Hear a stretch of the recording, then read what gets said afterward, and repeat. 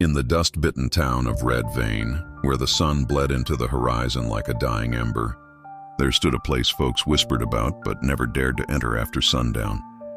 The Matador Saloon.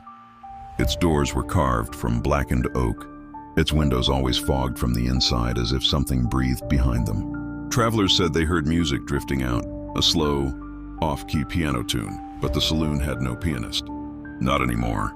They said El Matador wasn't built, it appeared. One stormy night, lightning split the ground, and when the dust cleared, the saloon was just there. The owner, a tall, broad-shouldered man with eyes like polished bullets, simply introduced himself as Señor Muerte. But he wasn't death in the way cowboys understood it, not a reaper with a scythe. He was older, an ancient keeper of forgotten things, a collector of debts the universe had long since misplaced. His saloon was his ledger, and his drinks were the ink. He served beverages that burned like fire and smoked like brimstone. Folks who drank them claimed they saw the past, the future, and the faces of the people they'd wronged. Sometimes they screamed.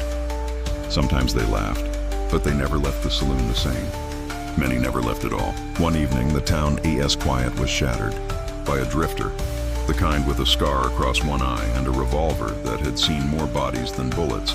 He walked into El Matador Saloon without hesitation. The piano played a single note, then stopped. Señor Muerte looked up from polishing a glass with a blood-red rag. "You're late," he said. The drifter replied, "You've got something of mine."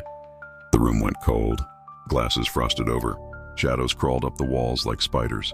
Instead of stepping outside, they stood 10 paces apart right on the wooden floor. But what happened wasn't a gunfight. When the drifter drew his revolver, the bullets turned to smoke. When Señor Muerte snapped his fingers, the drifter's shadow detached from his feet and lunged at him like a wild beast. The saloon erupted into a storm of darkness, chairs flying, mirrors cracking, spirits screaming from the floorboards like trapped souls. Then, silence. When the sun rose the next morning, the townsfolk found the drifter lying face down by the saloon steps. Alive but aged decades, his hair white, his skin wrinkled. As for Señor Muerte, he stood in the doorway, untouched, sipping a drink that glowed like molten gold. "Tell them," he said to the trembling drifter. "Tell them El Matador collects what the world forgets."